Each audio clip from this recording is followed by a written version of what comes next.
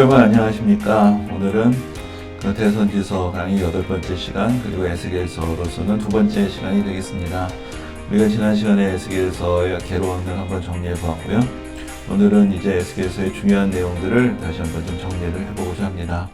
에스겔서의 맨 앞부분에 보면은 이제 에스겔 선지자가 부르심을 받았던 때가 언제였는지, 또 그 상황이 어땠는지가 잘 나타나 있습니다. 이제 오늘 본문의 첫 구절을 보면 이렇게 시작이 됩니다. 30째 해 넷째 달 초 닷새 내가 그발강가 사로잡힌 자 중에 있을 때 하늘이 열리며 하나님의 모습이 내게 보이니 여호야긴 왕이 사로잡힌 지 5년 그 달 초 닷새라. 갈대아 땅 그발강가에서 여호와의 말씀이 부시의 아들 제사장 나 에스겔에게 특별히 임하고 여호와의 권능이 내 위에 있으니라. 여기서 이제 이때가 언제냐라는 때 이제 두 가지 또 연도가 나오게 되는데, 하나는 30째 해다라는 그런 표현이 있습니다. 30째 해라는 것은 그럼 무엇으로부터 30째 해냐? 그런 질문이 나오게 되죠. 그런데 일반적으로는 이 30째 해라는 것을 에스겔의 나이라고 해석을 합니다. 왜냐하면 이 30이라는 나이가 갖는 상징성 때문에 그런 것인데, 여기서 보면은 에스겔이 스스로를 제사장이라고 그렇게 표현하고 있습니다. 제사장이라는 것은 성전에서 봉사를 하는 사람들이죠. 그러니까 나면서부터 성전에서 봉사하도록 세습적으로 그 지위가 정해져 있는 사람들인데, 그래서 자기가 태어나면서부터 나는 제사장이다, 그런 자의식을 갖게 되고 준비하는 과정을 거치게 되는데, 그래서 언제부터 제사장이 성전에서 섬기게 되느냐? 나이 30부터 섬기게 됩니다.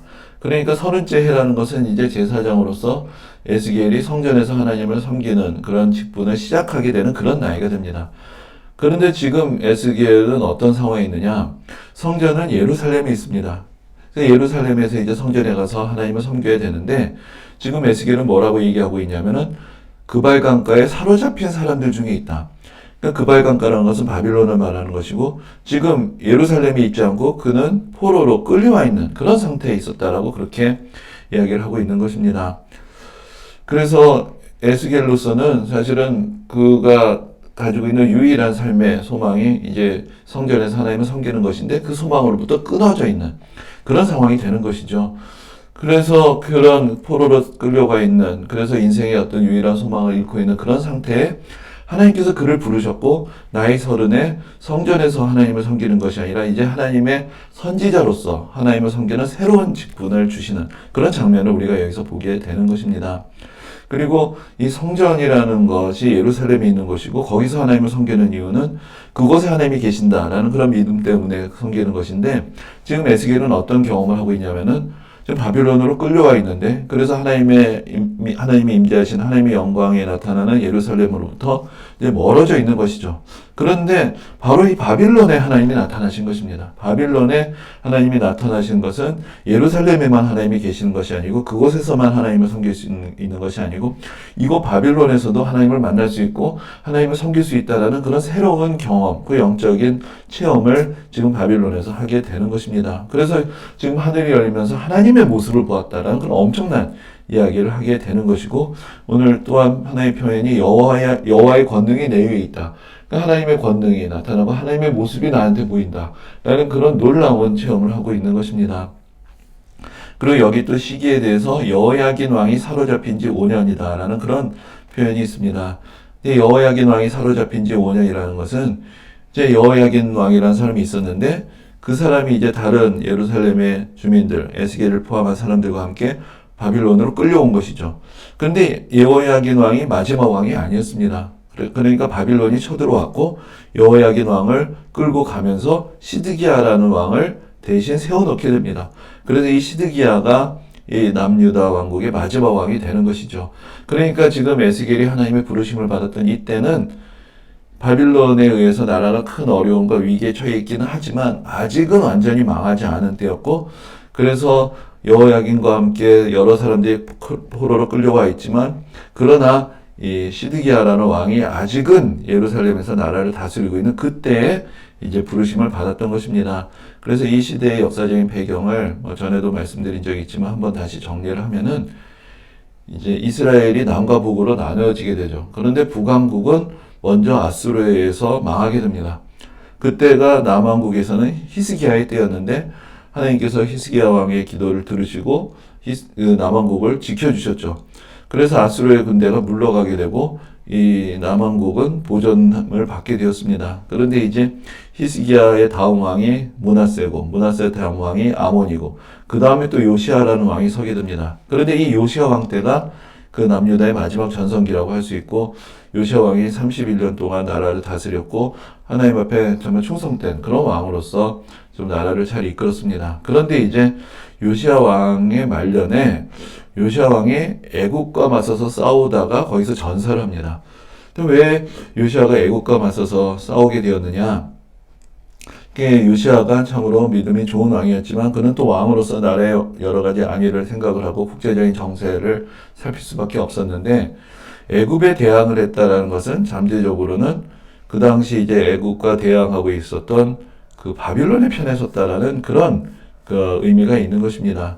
그래서 지금 바빌론이 새롭게 아수르를 무너뜨리고 이제 부상하고 있는 상황에서 애굽이 이제 바빌론이 더 크기 전에 바빌론을 제압을 해야 되겠다라는 생각을 했을 때 그때 이제 그 요시아는 바빌론의 편에 섰다라는 것을 보여준 것이고 이것이 사실은 요시아가 비록 믿음이 좋은 왕이지만 그러나 그 이후에 유다의 왕국의 역사의 어두운 그림자를 보여주는 것입니다.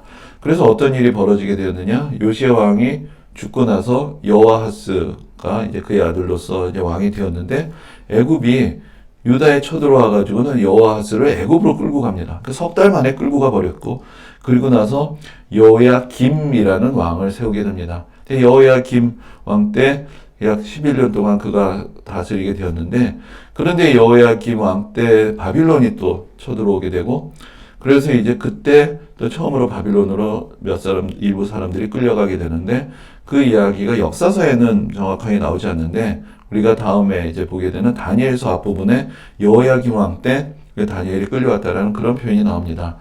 그리고 나서 여호야김 왕은 뭐 끌려간 것이 아니고 그렇게 11년 동안 왕으로 있다가 죽었습니다.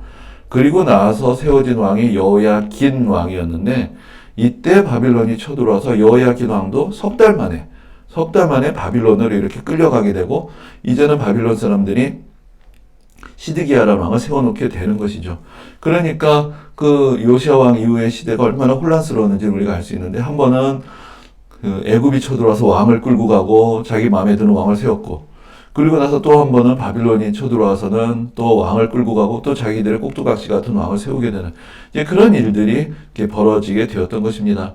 그래서 이제 시드기야 왕이 또 11년째 되던 해 결국은 나라가 완전히 망하게 되는데 지금 에스겔의 시대는 바로 그 전에 여호야긴 왕은 끌려갔지만 그리고 바빌론이 그 자리에 세워 앉혀놓은 시드기야 왕은 아직은 예루살렘에 있던 그 시대. 하지만 이미 역사가 기울고 참으로 강대국들의 틈바구니에서 참으로 남유다 왕국이 참으로 많은 어려움을 겪고 있는 그때가 바로 이제 에스겔 선지자가 말씀을 받았던 때라고 할 수 있습니다. 근데 이제 그때 이 에스겔 선지자가 하나님의 영광을 보고 그 부르심을 받는 그 장면이 우리가 앞에서 이제 이사야서에서도 이사야 선지자가 하나님의 영광을 보고 하나님의 부르심을 받게 되죠. 근데 이제 그때도 스랍이라고 불리는 천사들이 하나님을 향하여 거룩하다, 거룩하다, 거룩하다 이제 찬양하는 그런 가운데 하나님의 영광을 보게 됩니다. 근데 여기서도 이제 특별한 형상을 보면서 이제 하나님의 임재를 경험을 하게 됩니다. 그런데 이제 여기에 나타나 있는 형상의 모습이 이렇게 표현이 되어 있습니다.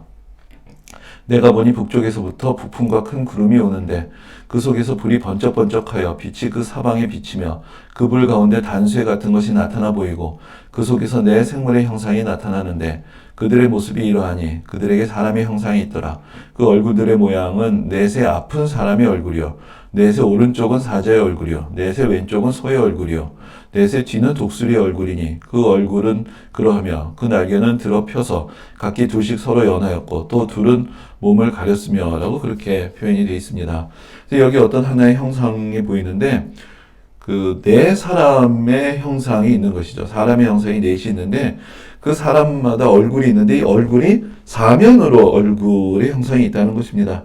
그래서 그 앞은 사람의 얼굴이고 오른쪽은 사자, 왼쪽은 소, 뒤에는 독수리의 얼굴을 가진 그러한 사람의 형상이 또한 넷이 있었다. 근데 거기 이제 날개가 또한 넷이 있어서 날개가 둘씩은 서로 연결이 되어 있고, 그래서 네 이 형체가 서로 연결이 되어 있고, 나머지 둘로는 몸을 가렸다. 이 몸을 가렸다는 것은 하나님 앞에서의 어떤 겸비함을 나타내는 것인데, 이제 그러한 그 네 사람의 형상이 서로 연결되어 있는 그런 모습을 보게 되는 것입니다.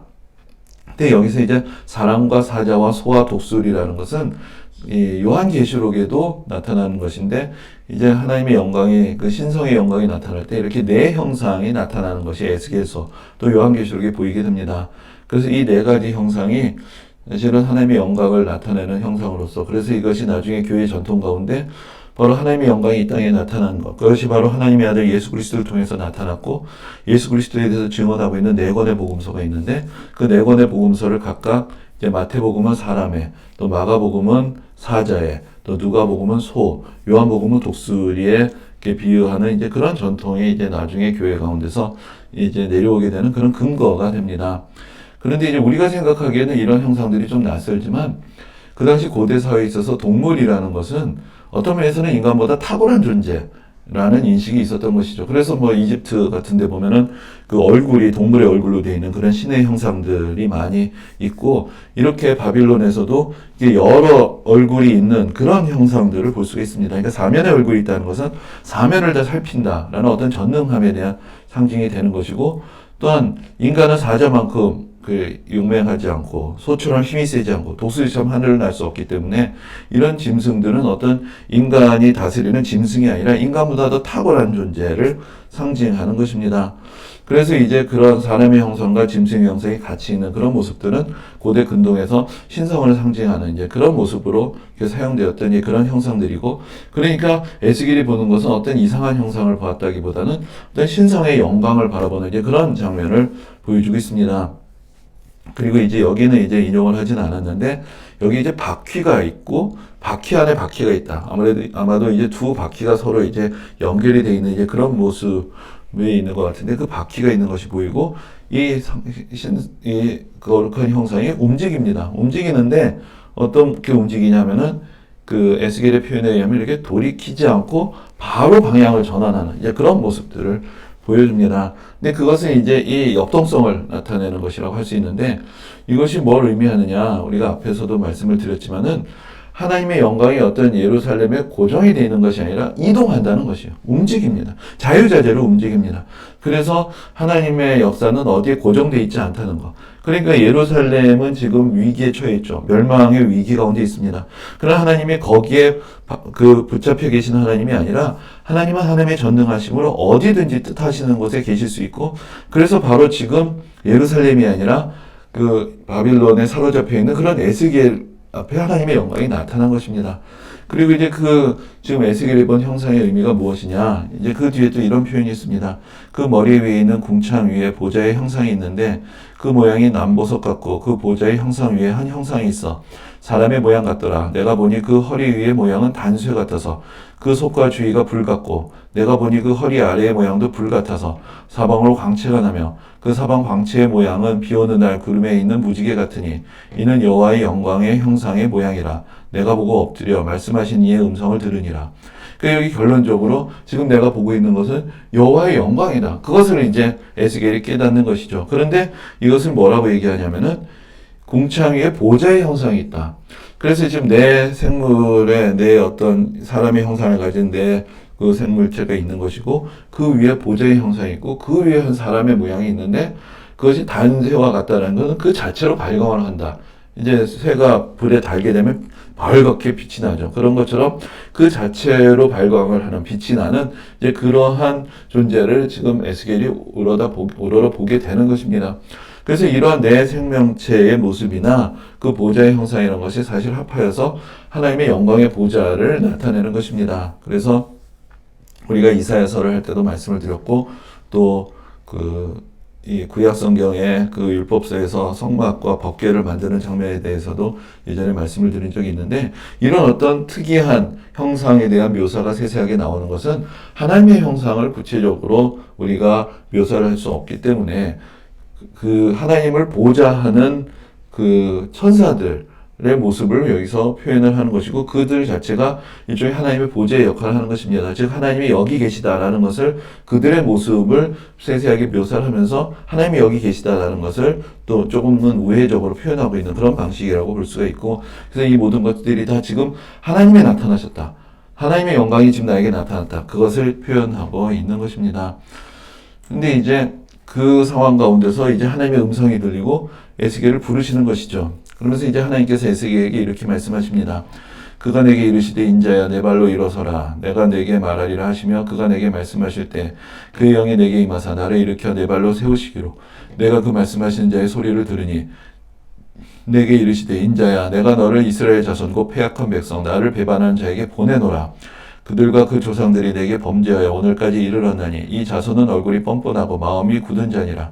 내가 너를 그들에게 보내노니 너는 그들에게 이르기를 주 여호와의 말씀이 이러하시다 하라.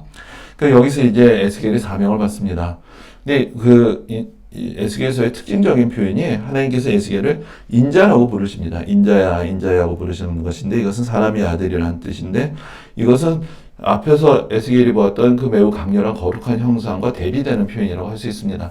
하나님은 거룩하신 분인데 너는 사람이다, 그런 것을 이제 가르쳐 주시는 것이죠. 그런데 이제 나중에 예수님께서 이 땅에 오셔서 예수님께서 당신 스스로 말씀하실 때 인자라는 표현을 사용하십니다. 근데 거기에는 이제 이중적인 의미가 있는 것인데, 거기에는 사람으로 낮아지심에 대한 표현이 있는 것이고, 그러나 또 한편으로 우리가 다니엘서에서 보게 되는데, 다니엘서에는 또 인자라고 불리는 하나님의 거룩함을 지닌 그런 존재가 또 예언이 되어 있습니다. 그래서 이제 그것은 이제 우리가 다니엘서 를 할 때 다시 말씀을 드리겠는데, 이 에스겔서에 나타나 있는 인자라는 것은 하나님의 거룩하심에 비해서 정말 죽을 수밖에 없는 인간의 연약함, 그것을 표현하는, 그래서 하나님의 거룩하심 앞에 서 있는 인간의 모습, 그것을 나타내는 표현이라고 할 수가 있습니다.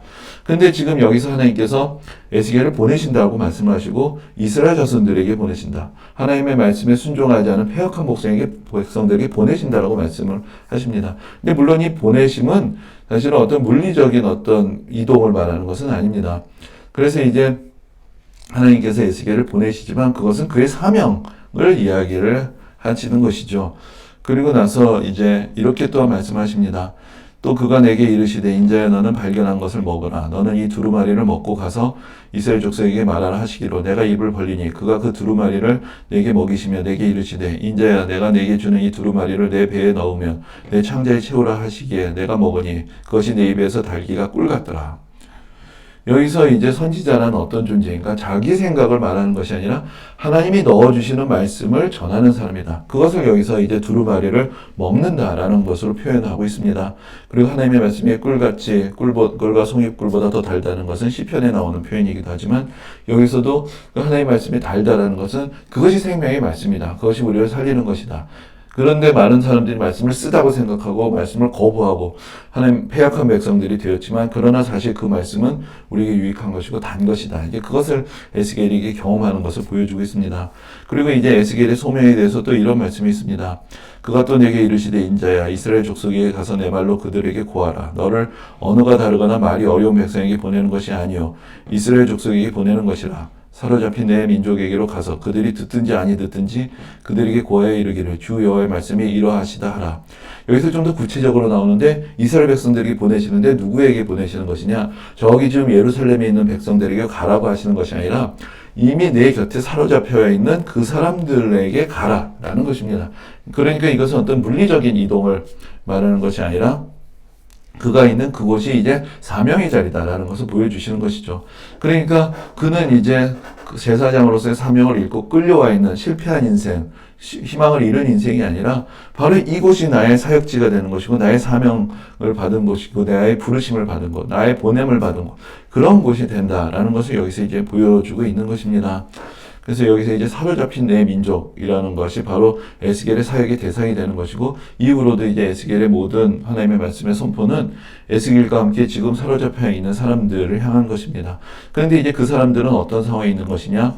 지금 이 시기는 앞에서 말씀드린 대로 이 사람들이 지금 바빌론으로 끌려왔지만 아직은 나라가 남아있을 때 있죠. 그러니까 이 사람들의 간절한 소망은 지금 바빌론과의 관계가 개선이 되어서 바빌론이 이제 예루살렘을 포위하거나 더 이상 공격하지 않고 물러가게 되고 자기들도 고국으로 돌아가게 되는 이제 그 날을 기다리는 그런 상황에 있는 사람들인데 그 사람들이 지금 에스겔의 예언의 대상으로서 하나님께서 그들에게 에스겔을 보내셨던 것입니다. 그리고 여기서 이제 하나님께서 에스겔을 부르시면서 매우 중요한 사실을 깨우쳐 주십니다. 그것이 이제 에스겔을 이스라엘 민족을 위한 파수꾼으로 세웠다라고 말씀하시는 것인데 그 역할이 무엇인가? 이제 여기에 이제 하나님께서 이렇게 말씀하십니다. 이제 내가 너를 이스라엘 족속의 파수꾼으로 세웠으니 너는 내 입의 말을 듣고 나를 대신하여 그들을 깨우치라. 가령 내가 악인에게 말하기를 너는 꼭 죽으라 할 때 내가 깨우치지 아니하거나 말로 악인에게 일러서 그의 악한 길을 떠나 생명을 구원하게 하지 아니하면 그 악인은 그의 죄악 중에서 죽으려니와 내가 그의 핏값을 내 손에서 찾을 것이고 내가 악인을 깨우치되 그가 그의 악한 마음과 악한 행위에서 돌이키지 아니하면 그는 그의 죄악 중에서 죽으려니와 너는 내 생명을 보존하리라. 또 의인이 그의 공의에서 돌이켜 악을 행할 때에는 이미 행한 그의 공의는 기억할 바 아니라 내가 그 앞에 거치는 것을 두면 그가 죽을지니 이는 내가 그를 깨우치지 않음이니라. 그는 그의 죄 중에서 죽으려니와 그의 핏값은 내가 내 손에서 찾으리라. 그러나 내가 그 의인을 깨우쳐 범죄하지 아니하게 하므로 그가 범죄하지 아니하면 정녕 살리니 이는 깨우침을 받음이며 너도 내 영혼을 보존하리라. 여기서 매우 엄중한 파수꾼의 사명에 대해서 말씀하십니다. 그러니까 파수꾼이라는 것은 경계 근무를 하는 사람이죠.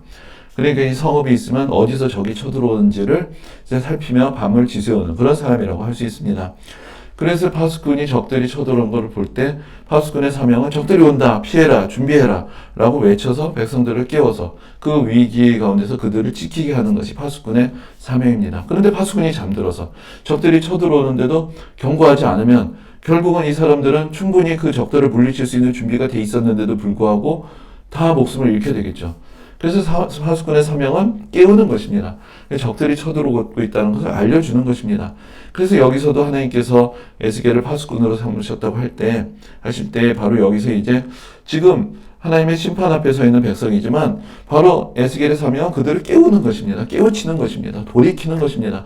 하나님의 심판이 임박했다. 이제 하나님께서 이 민족을 멸하실 날이 다가온다. 그런데 그것은 최종적으로 다 너희들은 죽게 돼 있다는 확정 판결을 내리는 것이 아니라 돌이키라는 경고, 마지막 기회를 주는 것이 바로 선지자의 사명인 것입니다.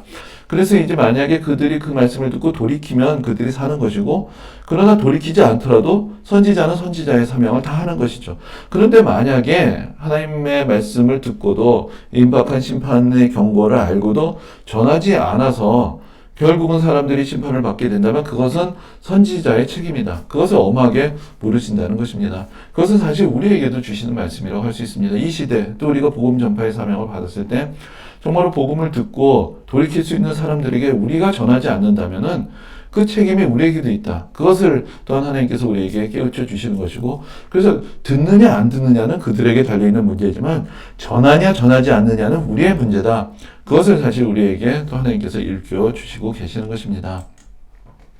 그리고 우리가 앞에서 이제 지난 시간에 에스겔 계론에 대해서 말씀을 드리면서 에스겔 선지자가 말씀을 전파했던 중요한 어떤 특징이 있는데 그것이 상징 행위를 통한 예언이다라는 말씀을 드렸습니다. 근데 상징 행위란 것은 결국은 그 당시에 뭐 텔레비전도 없고 뭐 라디오도 없고 지금 이 백성들은 예루살렘에서 무슨 일이 벌어지고 있는지 그것이 가장 궁금하죠.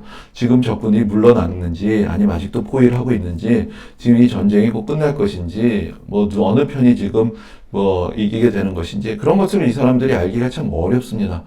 그럴 때 에스겔이 하는 많은 상징 행위들은 지금 예루살렘에서 벌어지고 있는 일들을 에스겔의 몸으로 대신 보여주게 되는 것이고, 그럼 사람들이 이게 지금 무슨 뜻이냐, 왜 이런 일을 하느냐라고 할 때 지금 하나님께서 예루살렘에서 이런 일을 행하고 계신다, 앞으로 이런 일을 행하실 것이다, 그렇게 해서 선포하게 되는 이제 그런 모습들을 많이 보게 됩니다. 근데 이제 처음에 하나님께서 명하신 것은 이런 것이었습니다. 너 인자야 토판을 가져다가 그것을 내 앞에 놓고 한 성읍과 예루살렘을 그 위에 그리고 그 성읍을 에워싸되 그것을 향하여 사다리를 세우고 그것을 향하여 흙으로 언덕을 쌓고 그것을 향하여 진을 치고 그것을 향하여 공성태를 둘러 세우고 또 철판을 가져다가 너와 성읍 사이에 두어 철벽을 삼고 성을 포위하는 것처럼 에워싸라. 이것이 이스라엘 족속에게 징조가 되리라. 이것이 이제 예루살렘 성을 토판에다가 그리고 여기 이제 여러 가지 어떤 전쟁, 공성전, 그 성을 공격하고 있는 그런 모습들을 만들어 놓으라는 것입니다. 이게 마치 좀 장난같이 보이기도 하고 무슨 레고 블록을 쌓는 것 같기도 하지만 그것이 바로 지금 예루살렘이 포위되어 있고 공격받고 있다는 것을 알려주라는 것이죠. 그래서 이제 그런 모형을 만들고 그것을 통해서 백성들에게 지금 헛된 희망을 내려놓게 하는 것입니다. 지금 이 성읍은 위기에 있고 그곳에 있는 사람들은 사실은 너희들이나 하나님 앞으로 돌이키지 않지 않았느냐? 어떻게 심판을 피할 수가 있겠느냐? 이제 그러한 그 경고의 말씀을 하는 방법으로 이런 행위를 시키시는 것입니다. 그리고 또 이제 이런 말씀이 있습니다. 너는 밀과 포리와 콩과 팥과 조와 귀리를 가져다가 한 그릇에 담고 너를 위해 떡을 만들어 내가 옆으로 눕는 날 쓰고 390일 동안 먹되 너는 그것을 보리떡처럼 만들어 먹되 그들의 목전에서 인분불을 피워 구울지니라. 또 여호와께서 이르시되 내가 여러 나라들로 쫓아내어 흩어버릴 이스라엘 자손이 거기서 이같이 부정한 떡을 먹으리라 하시기로 내가 말하되 아하 주 여호와여 나는 영혼을 더럽힌 일이 없었나이다. 어려서부터 지금까지 스스로 죽은 것이나 짐승에게 찢긴 것을 먹지 아니하였고 가증한 고기를 입에 넣지 아니하였나이다. 여호와께서 내게 이르시되 보라 쇠똥으로 인분을 대신하기를 허락하노니 너는 그것으로 떡을 구울지니라. 여기서 이제 이 백성이 이제 이런 공격을 받고 결국은 포로로 끌려가게 되고 먹을 것이 없어서 밀뿐만 아니라 먹을 수 있는 것은 다 모아다가 그것으로 떡을 만들어서 먹는데 떡을 제대로 구워서 먹어야 되는데 불을 피울 것도 없어서 결국은 인분을 가져다가 그 불을 피워서 먹게 되는 그런 그 포로로 끌려가게 되는 사람들의 어떤 그 비참한 상황들을 예견해 주는 이제 그런 말씀을 전하게 하시는 것입니다. 근데 여기서 이제 에스겔이 하나님의 말씀에 순종하고 부르심을 받은 선지자지만 인분으로 불을 피워서 인분을 땔감으로 만들고 불을 핀다는 것은 땔감으로 할 게 없는 그런 여러 가지 그냥 극단적인 상황을 말하는 것인데 그건 못하겠다라고 얘기를 합니다. 그러면서 자기는 제사장으로서 쭉 준비하면서 자라왔기 때문에 늘 거룩하게 정결하게 살았고 율법에 어긋나는 것들을 안 하면서 자기를 정결하게 지켜왔는데 이 인분으로 불을 피워서 떡을 먹는 것 이런 부정한 것은 나는 먹을 수 없습니다. 이건 못하겠습니다. 하니까 하나님께서 야 그러면은 인분은 됐고 쇠똥으로 해라. 저는 이 말씀에서 주시는 위로가 있는데 사실 하나님의 참 어미하신 말씀 앞에 모든 것을 철저하게 순종해야 되는 것이 선지자의 사명이지만 그런 하나님께서 또 선지자의 연약함을 아시고 그의 요구를 받아주시는 것이죠. 그러면서 또한 하나님의 이 사명을 감당하는 사람의 어려운 처지를 이해하시고 받아주시는 것. 그래서 우리가 하나님 앞에 나아가서 하나님과 대화할 수 있다는 것, 또 하나님께서 우리에게 맞추셔서 우리의 수준에 맞게 또 우리 삶을 인도해 주신다라는 것을 여기서 이제 깨우쳐 주시는 그런 말씀이 되기도 합니다.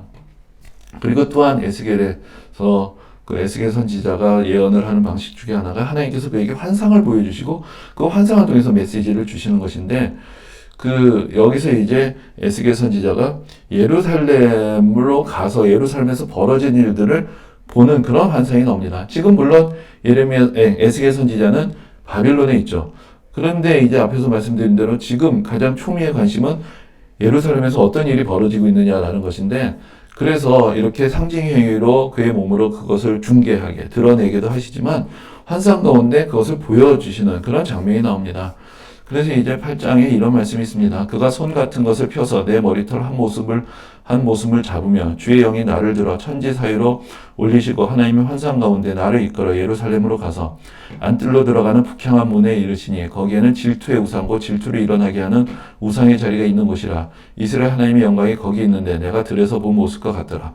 그러니까 하나님께서 마치 이제 에스겔의 머리털을 잡으셔서 이제 에스겔을 들으셔서 쭉 그 예루살렘으로 그를 이렇게 이끌어 가시는 것이죠. 거기서 가서 예루살렘 성전을 봤는데 거기 뭐가 있느냐면은 성전 가운데 우상이 있는 것입니다. 하나님의 성전에 우상이 있는 것이죠. 그러니까 하나님의 질투를 일어나게 하는 하나님을 경배하는 사람들 하나님 대신에 우상을 섬기는 그런 모습을 보게 되는데 거기에서 뭐를 보냐면은 하나님의 영광. 아까 그 발강가에서 그 에스겔이 보았던 하나님의 영광이 지금 예루살렘에 있는 것을 보게 됩니다. 그래서 내가 들에서 보았던 것 같은 그런 하나님의 형상의 모습을 보게 됐는데 그리고 나서 어떤 일이 벌어지느냐? 그 다음에 이렇게 또 10장에는 이렇게 기록이 되어 있습니다. 여호와의 영광이 그룹에서 올라와 성전 문지방에 이르니 구름이 성전에 가득하며 여호와의 영화로운 광채가 뜰에 가득하였고 그룹들의 날개 소리는 바깥들까지 들리는데 전능하신 하나님이 말씀하시는 음성 같더라. 여호와의 영광이 성전 문지방을 떠나서 그룹들 위에 머무르니 그룹들이 날개를 들고 내 눈앞에 땅에서 올라가는데 그들이 나갈 때 바퀴도 그 곁에서 함께하더라. 그들이 여호와의 전으로 들어가는 동문에 머물고 이스라엘 하나님의 영광이 그 위에 덮였더라. 그때 그룹들이 날개를 드는데 바퀴도 그 곁에 있고 이스라엘 하나님의 영광도 그 위에 덮였더니 여호와의 영광이 성읍 가운데에서부터 올라가 성읍 동쪽 산에 머무르고 주의 영이 나를 들어 하나님의 영의 환상 중에 데리고 갈대아에 있는 사로잡힌 자 중에 이르더니 내가 본 환상이 나를 떠나 올라간지라.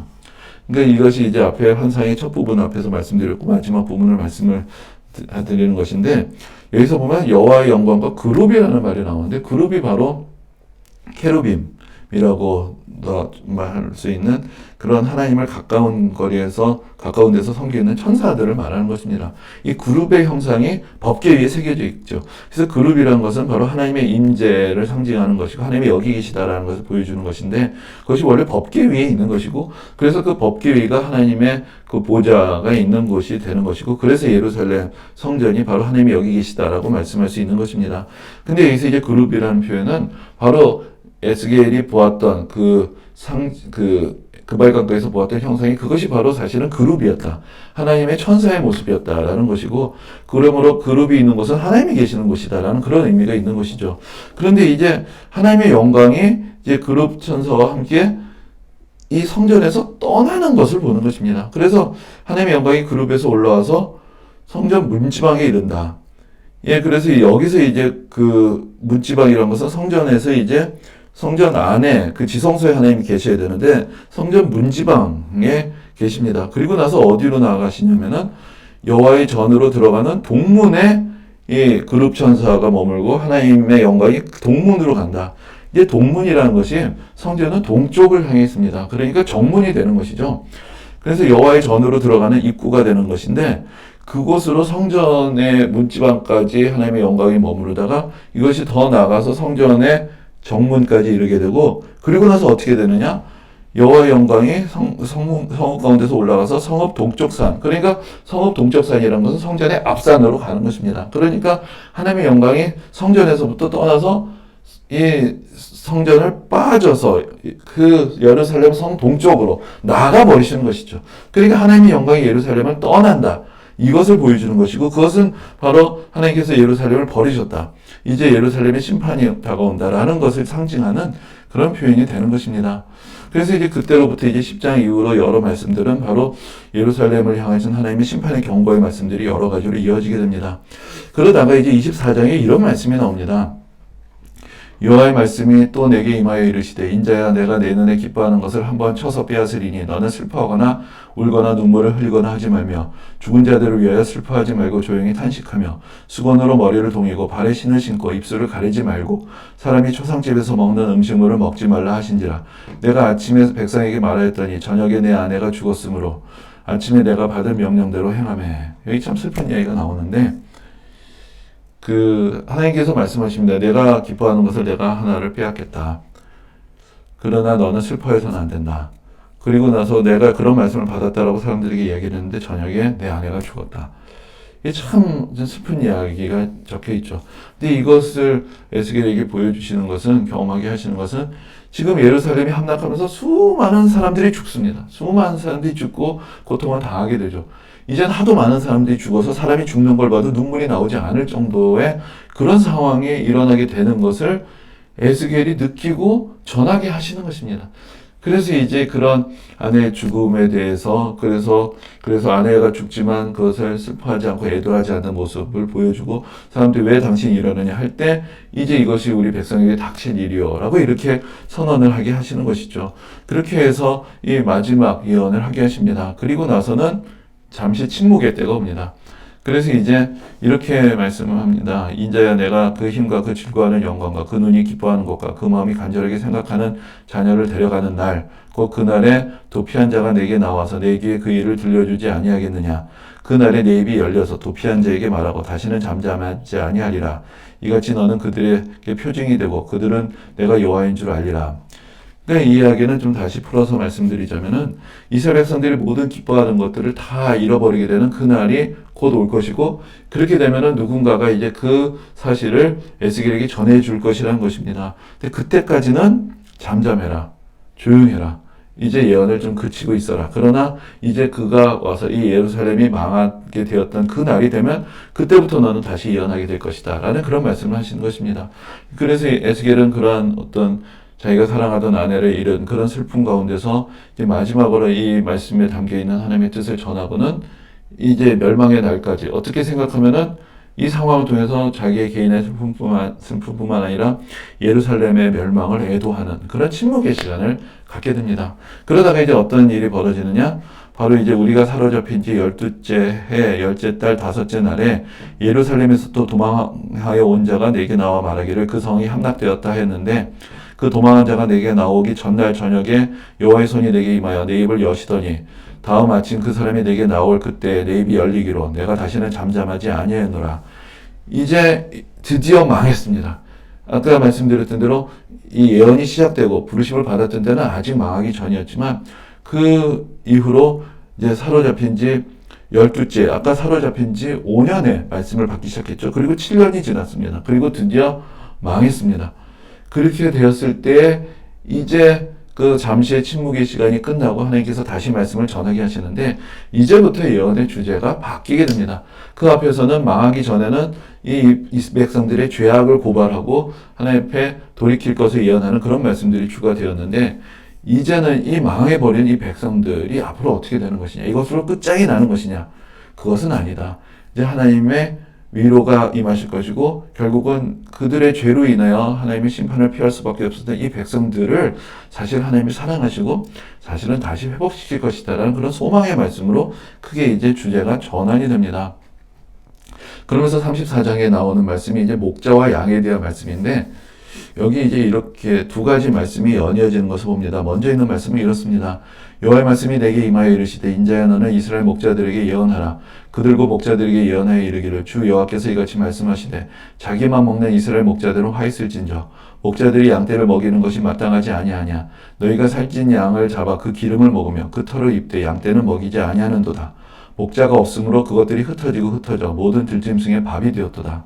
지금 이스라엘이 왜 이런 지경이 되느냐? 하나님께서 목자를 세웠던 사람들, 왕들, 제사장들, 선지자들, 이 이스라엘의 목자들이 충성하지 않고 자기 입속만을 채우고 백성들을 괴롭히고 그래서 결국은 사실 이 백성들은 그들을 지켜주고 보호해주는 목자가 없는 상태가 되었고 결국은 이 민족들에 의해서 멸망하는 일이 벌어졌다는 것이죠. 그래서 이 목자들의 죄악을 고발을 하고 또한 하나님께서 이들을 심판하신다는 것을 보여주라. 사실은 그 심판은 이미 시작이 된 것입니다. 그런데 이것으로 끝나는 것이 아니고 이 백성은 이제 목자를 잃었고 목장이 없는 양떼같이 다 흩어져 버렸습니다. 그러면서 하나님의 또 다음의 말씀이 이어지게 됩니다. 주 여호와께서 이같이 말씀하셨느니라. 나 본 내가 내 양을 찾고 찾되 목자가 양 가운데 있는 날에 양이 흩어졌으면 그때를 찾는 것 같이 내가 내 양을 찾아서 흐리고 캄캄한 날에 그 흩어진 모든 곳에서 그것들을 건져낼지라. 내가 그것들을 만민 가운데서 이끌어내며 여러 백성 가운데서 모아 그 본토로 데리고 가서 이스라엘 산 위에와 시냇가에와 그 땅 모든 거주지에서 먹이되 좋은 꼴을 먹이고 그 우리를 이스라엘 높은 산에 두리니 그것들이 그곳에 있는 좋은 우리에 누워있으며 이스라엘 산에서 살찐 꼴을 먹으리라. 내가 친히 내 양의 목자가 되어 그것들을 누워있게 할지라. 주 여호와의 말씀이니라. 여러분 이 말씀을 들으시면 어떤 생각이 나십니까? 예수님께서 선한 목자라고 말씀하시고 그 잃은 양 한 마리를 찾아서 이제 다니시는 그런 목자로서 예수님을 말씀하셨는데 바로 여기서 그 모습을 보게 되는 것이죠. 지금 백성들은 목자가 없습니다. 다 흩어졌습니다. 고난을 당하고 있습니다. 그때 진정한 목자 대신 하나님께서 이 백성들을 거두시겠다. 이 흩어진 데서 이 백성들을 찾아오고 불러오시겠다. 그래서 이들 흩어진 백성들, 지금 이제 바빌론으로 끌려와 있는 이 백성들, 또 앞으로 끌려올 백성들도 있겠지만, 그러나 하나님의 때가 이르면은 이 백성들을 다시 다 불러 모으시고, 다시 돌아가게 하시고, 그들을 쉬게 하시리라. 바로 다윗이 그 여호와는 나의 목자시니 그 푸른 풀밭에 눕게 하시고 그 말씀을 여기서 하나님께서 친히 이루시겠다라는 그런 약속의 말씀을 여기서 듣게 되는 것입니다. 그러니까 지금 심판이 있고 멸망의 때가 찾아왔지만 그러나 이 백성들의 죄악과 그 죄악으로 인한 고통으로부터 하나님께서 이들을 이제 사하시고 구원하시고 돌이키실 날이 온다라는 것을 여기서 가르쳐 주는 것입니다. 그리고 가장 이제 에스겔서에서 드라마틱한 장면 중에 하나는 마른 뼈가 살아나는 환상을 보는 것입니다. 여기서 이렇게 말씀되어 있습니다. 여호와께서 권능으로 내게 임재하시고 그의 영으로 나를 데리고 가서 골짜기 가운데 두셨는데 거기 뼈가 가득하더라. 나를 그 뼈 사방으로 지나가게 하시기로 본즉 그 골짜기 지면에 뼈가 심이 많고 아주 말랐더라. 그가 내게 이르시되 인자야 이 뼈들이 능히 살 수 있겠느냐 하시기로 내가 대답하되 주 여호와여 주께서 아시나이다. 또 내게 이르시되 너는 이 모든 뼈에게 대언하여 이르기를 너희 마른 뼈들아 여호와의 말씀을 들을지어다. 주 여호와께서 이 뼈들에게 이같이 말씀하시기를 내가 생기를 너희에게 들어가게 하리니 너희가 살아나리라. 너희 위에 힘줄을 두고 살을 입히고 가죽으로 덮고 너희 속에 생기를 넣으리니 너희가 살아나리라. 또 내가 여호와인 줄 너희가 알리라 하셨다 하라. 그러니까 에스겔이 환상을 보는데 마른 뼈라는 건 사람이 죽고 썩어서 뼈만 남은 그것이 가득한 어떻게 보면 참 끔찍하고 참혹한 장면을 보게 되는데 그것이 바로 이스라엘 백성들이 현실인 것이죠. 하나님의 심판을 받고 모든 희망이 끊어진 그런 그 마른 뼈와 같은 이제 모든 생명의 흔적들이 다 사라져버린 그러한 모습이지만 하나님께서 그들도 살리실 수 있다는 것입니다. 그러면서 이제 에스겔에게 명하시죠. 여기다가 뼈들이 살아나라, 생기가 들어가라. 해서 에스겔 선지자가 이제 하나님의 말씀대로 하니까 이 마른 뼈가 살아나기 시작합니다. 그래서 이제 이런 말씀이 있습니다. 이에 내가 그 명령대로 대언하였더니 생기가 그들에게 들어갔매 그들이 곧 살아나서 일어나 서는데 극히 큰 군대더라. 또 내게 이르시되 인자야 이 뼈들은 이스라엘 온 족속이라. 그들이 이르기를 우리의 뼈들이 말랐고 우리의 소망이 없어졌으니 우리는 다 멸절되었다 하느니라. 그러므로 너는 대언하여 그들에게 이르기를 주 여호와께서 이같이 말씀하시기를 내 백성들아 내가 너희 무덤을 열고 너희로 거기에서 나오게 하고 이스라엘 땅으로 들어가게 하리라. 그러니까 사실 이 마른 뼈라는 것은 백성들이 현실이면서 백성들이 자기 스스로를 일컫는 말이었다는 것이죠. 우리는 마른 뼈같이 됐다. 우리 뼈는 다 말랐고 소망은 없어졌다. 우리는 끝장났다. 하지만 그게 아니라는 것입니다. 하나님께서 이들을 다시 회복시킬 것이다. 다시 군대와 같이 일어나게 하실 것이다. 그런 소망의 말씀, 약속의 말씀을 이제 에스겔을 통해서 전하게 하시는 것을 우리가 듣게 됩니다. 그리고 또 하나의 이제 중요한 말씀이 있는데 바로 이어서 이런 말씀을 하게 하십니다.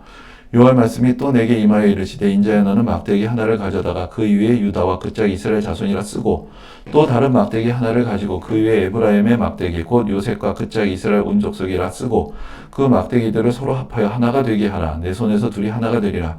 내 민족이 내게 말하여 이르기를 이것이 무슨 뜻인지 우리에게 말하지 아니하겠느냐 하거든 너는 곧 곧 이르기를 주 여호와께서 이같이 말씀하시기를 내가 에브라임의 손에 있는 바 요셉과 그 짝 이스라엘 지파들의 막대기를 가져다가 유다의 막대기에 붙여서 한 막대기가 되게 한즉 내 손에서 하나가 되리라 하셨다 하고 너는 그 글쓴 막대기들을 무리의 눈앞에서 손에 잡고 그들에게 이르기를 주 여호와께서 이같이 말씀하시기를 내가 이스라엘 자손을 잡혀간 여러 나라에서 인도하며 그 사방에서 모아서 그 고국 땅으로 돌아가게 하고 그 땅 이스라엘 모든 산에서 그들이 한 나라를 이루어서 한 임금이 모두를 다스리게 하리니 그들이 다시는 두 민족이 되지 아니하며 두 나라로 나누이지 아니할지라. 자, 여기서 이제 하나님께서 또 하나의 상징 얘기를 하게 하시는데 두 막대기를 가져다 하나는 유다와 그 짝 이스라엘 자손 또 하나는 에브라임과 그 짝 에브라임의 막대기 곧 요셉과 그 짝 이스라엘 족속이라고 쓰라고 하십니다. 이것이 뭘 의미하냐면은 이스라엘이 두 나라로 갈라졌죠. 그런데 이제 갈라져 나간 북쪽의 왕국은 에브라임 지파가 중심이 됩니다. 그런데 이 에브라임 지파라는 것은 누구냐면은 거슬러 올라가면은 야곱의 12아들 중에 요셉의 아들이었어요. 그런데 이제 요셉에게 에브라임과 므낫세의 두 아들이 있었는데 그 야곱이 마지막에 이제 요셉의 두 아들을 축복하면서 요셉에게는 두 몫을 주는 것이고 요셉의 두 아들은 내 아들이다. 그러니까 삼촌들과 같은 반열을 올려줍니다. 그래서 이제 요셉의 자손은 그 이후로 두 지파를 얻게 됩니다. 그 중에 하나가 이 에브라임 지파가 되는 것인데 에브라임 지파가 이제 북이스라엘의 주도적인 역할을 하는 지파였습니다. 그리고 이제 남은 나라는 10지파가 갈라져 나가고 유다 지파하고 베냐민 지파만 남았고 거기서 이제 유다 지파에서 계속 다윗의 자손들이 왕을 했죠. 그러니까 이 두 막대기는 지금 갈라져 있다가 결국은 다 망해버린 이 두 나라를 의미하는 것입니다. 그런데 이 둘을 다시 붙이라는 것입니다. 이 두 나라가 갈라졌고 북쪽은 아수르에게 남쪽은 지금 바벨론에게 다 망한 상태이지만 이것으로 이 나라가 끝난 것이 아니라 망하고 포로로 끌려가고 다 잡혀가고 망한 것 같은 그 나라를 하나님께서 다시 회복시키시고 그 갈라졌던 나라의 백성들을 다시 하나로 모으시고 하나의 나라로 다시 일으키시고 다시는 나뉘지 않게 하시겠다라는 그런 약속의 말씀을 또한 여기서 주시는 것입니다. 그리고 이제 훗날 이 백성들이 이제 다시 돌아오게 되고 이제 예루살렘에서 다시 이제 나라가 결국은 다시 일어나게 되는 그 이후의 어떤 과정들이 시작이 되게 되는 것이지만, 궁극적으로는 이것이 이제 어떤 이스라엘의 역사뿐만 아니라 하나님의 은혜로 이 고통당하는 모든 백성들을 회복시키는 그런 은혜의 날을 우리에게 약속하시는 것이고, 특히나 이제 우리가 한반도에 사는 우리의 상황에서는 이 말씀이 정말 남의 이야기 같지 않은 것이죠. 지금 우리가 두 나라로 갈라져 있는데, 결국 하나님께서 이 말씀을 이스라엘 백성들에게 주셨듯이 이것이 오늘날 우리의 말씀으로 주시면 얼마나 좋을까. 어쩌면 또 이것이 하나님께서 우리에게 주시는 말씀이 아닐까. 그런 희망을 여기서 또한 우리가 찾게 됩니다. 갈라져 있는 두 민족이 하나가 되는 그날, 그것이 하나님의 은혜 가운데서, 믿음 안에서, 복음 안에서 이루어지는 그날이 찾아왔으면 좋겠다라는 그런 소망을 우리는 이 말씀들 가운데서 또한 듣게 되는 것입니다. 그리고 이제 마지막으로 하나님께서 보여주시는 환상은 성전에 대한 환상입니다. 근데 여기가 이제 마지막이면서도 매우 중요한데, 아까 말씀드렸지만 원래 에스겔은 제사장이었거든요. 제사장은 성전에서 섬겨야 되는 그런 사람입니다. 그런데 성전으로부터 멀리 왔을 뿐만 아니라, 아까 이제 예루살렘이 이제 망했다라고 말씀을 드렸는데, 이 예루살렘이 함락이 될 때 성전도 다 무너져 버립니다. 그러니까 더 이상 이제는 예루살렘으로 가도 에스겔은 그 성전이 없는 것이죠. 사람의 손으로 만들었던 성전은 다 무너져 버렸습니다. 그런데 하나님께서 에스겔에게 어떤 환상을 보여주시냐면은 하나님이 지으시는 새로운 성전의 환상을 보여주시는 것입니다. 그것이 여기 나와 있는 모든 어떤 회복의 메시지의 하나의 절정이라고 할 수 있는 것이죠. 그래서 다 무너져 버리고 폐허가 되어 버린 그곳이지만 하나님께서 다시 성전을 일으키신다. 근데 에스겔이 보는 성전은 그 에스겔서에 너무나 자세하게 이제 성전에 대한 묘사가 나오는데, 그것은 그 전이나 후에 어떤 성전의 모습하고도 같지 않습니다. 근데 거기서 우리가 깨닫게 되는 것은 예수님이 뭐라고 말씀하셨냐면은 성전 대신 자신의 몸, 바로 예수님의 성전이 되신다. 그러니까 이 에스겔이 보는 성전은 사실은 사람이 앞으로 짓게 될 성전이 아니라, 성전이란 것이 하나님의 임재를 상징하고 하나님께서 눈에 보이게 이 땅 가운데서 백성들 앞에 그 영광을 드러내시는 그런 하나님의 영광을 상징하는 장소가 되는 것이죠. 이제 요한복음에도 나타나지만 하나님의 그 말씀이 육신되어서 우리에게 임하시고 우리가 그의 영광을 보았다. 하나님의 영광이 이제 이 땅에 임하실 날이 오는데 예수 그리스도를 통해서 그 영광이 나타나게 되는 것입니다. 그것에 대한 환상을 이제 성전의 환상으로 에스겔이 예언하고 있는 그런 말씀이 되는 것입니다. 근데 이제 여기 이제 이런 말씀이 있습니다. 우리가 사로잡힌 지 25째 성이 함락된 후 14째 첫째 달 곧 10째 날에 곧 그날에 여호와의 권능이 내게 임하여 나를 데리고 이스라엘 땅으로 가시되 하나님의 이상 중에 나를 데리고 이스라엘 땅에 이르러 나를 매우 높은 산 위에 내려놓으시는데 거기서 나무를 향하여 성읍 형상 같은 것이 있더라. 나를 데리시고 거기 이르시니 모양이 놋같이 빛난 사람 하나가 손에 삼줄과 측량하는 장대를 가지고 문에 서 있더니 그 사람이 내게 이르되 인자야 내가 내게 보이는 그것을 눈으로 보고 귀로 들으며 내 마음으로 생각할지어다. 이것을 내게 보이려고 이리로 데리고 왔나니 너는 본 것을 다 이스라엘 족속에게 전할지어다 하더라. 여기 이제 예루살렘으로 다시 한번 하나님께서 이상 중에 환상 중에 데리고 가십니다. 근데 거기 원래 지금 아무것도 없죠. 다 무너지고 다 부서졌습니다. 그런데 거기서 한 성읍이 있는 것을 보는 것이에요. 그리고 여기에 어떤 천사가 나타나서 측량대를 가지고 이 성읍이 얼마나 아름답고 크고 그 안에 모든 것들이 어떻게 갖춰져 있는지를 이제 그 에스겔을 데리고 다니면서 다 보여주시는 그런 장면이 있습니다. 그러면서 그런 어떤 세세한 이야기들이 쭉 이어진 다음에 43장에 이런 말씀이 있습니다. 그 후에 그가 나를 데리고 문에 이르니 곧 동쪽을 향한 문이라. 이스라엘 하나님의 영광이 동쪽에서부터 오는데 하나님의 음성이 많은 물소리 같고 땅은 그 영광으로 말미암아 빛나니 그 모양이 내가 본 환상 곧 전에 성읍을 말하러 올 때 보던 환상 같고 그 발강가에서 보던 환상과도 같기로 내가 곧 얼굴을 땅에 대고 엎드렸더니 여호와의 영광이 동문을 통하여 성전으로 들어가고 영이 나를 데리고 안뜰로 들어가시기로 내가 보니 여호와의 영전이 성전에 가득하더라. 자, 이제 그 참으로 아름답게 지어진 성전의 모습을 다 봤습니다. 그리고 어떤 일이 일어나느냐? 앞에서 우리가 보았지만 10장에서는 여호와의 영광이 성전에서 나가는 걸 봤는데 이제는 여호와의 영광이 동쪽에서부터 성전 정문으로 들어오셔서 성전 안에 좌정하시는 그 장면을 보게 되는 것이죠. 이것이 이제 완벽한 회복의 완성이 되는 것입니다. 하나님께서 이 백성들을 버리신 것이 아니라 이 백성들에게 다시 은혜를 베푸시고 새로 성전을 세우시고 하나님께서 돌이키신다.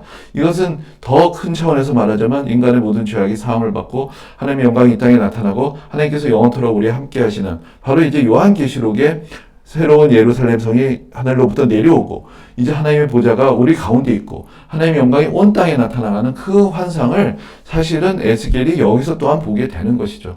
그래서 하나님의 영광이 나타나고 그래서 성전에 다시 임하시는 그 날의 모습을 보게 되는데 이제 이 다음의 말씀에서 우리는 또한 계시록과의 연관된 상징을 여기서 다시 한번 보게 됩니다.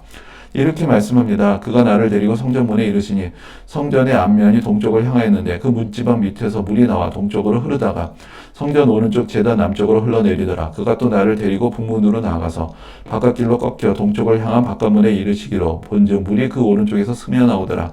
그 사람이 손에 줄을 잡고 동쪽으로 나아가며 천척을 측량한 후에 내게 그 물을 건너게 하시니 물이 발목에 오르더니 다시 천척을 측량하고 내게 물을 건너게 하시니 물이 무릎에 오르고 다시 천척을 측량하고 내게 물을 건너게 하시니 물이 허리에 오르고 다시 천척을 측량하시니 물이 내게 건너지 못할 강이 되는지라. 그 물이 가득하여 헤엄칠 만한 물이요 사람이 능히 건너지 못할 강이더라. 그가 내게 이르시되 인자야 내가 이것을 보았느냐 하시고 나를 인도하여 강가로 돌아가게 하시기로 내가 돌아가니 강 좌우편에 나무가 심이 많더라. 그가 내게 이르시되 이 물이 동쪽으로 향하여 흘러 아라바로 내려가서 바다에 이르니 이 흘러내리는 물로 그 바다의 물이 되살아나리라. 이 성전에서부터 물이 흘러나오는데 이 생명의 수가 처음에는 발목에만 차더니 점점 깊어집니다. 그러면서 이 물이 바다로, 여기서 흘러가는 바다라는 것은 이제 사해를 말하는 것인데 사해가 죽은 바다가 아니라 생명의 바다로 바뀐다는 것이죠. 성전에서 흘러나오는 물이 만물을 새롭게 하는 그 장면은 요한계시록에 나와 있는 장면과 같은 것입니다.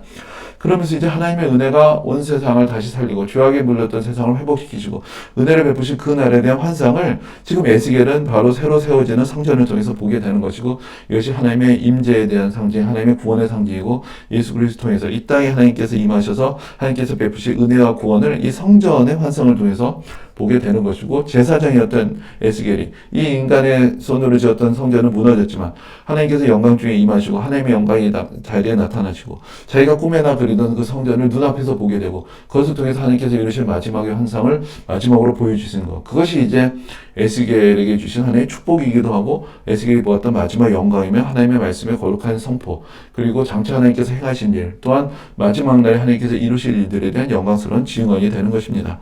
그리고 마지막 에스겔서의 구절은 이렇습니다. 그날 후로 그 성읍의 이름을 여호와 산마라 하리라.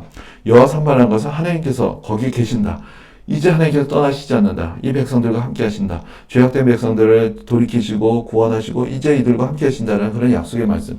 이것이 이제 에스겔서의 마지막 말씀이 되는 것입니다.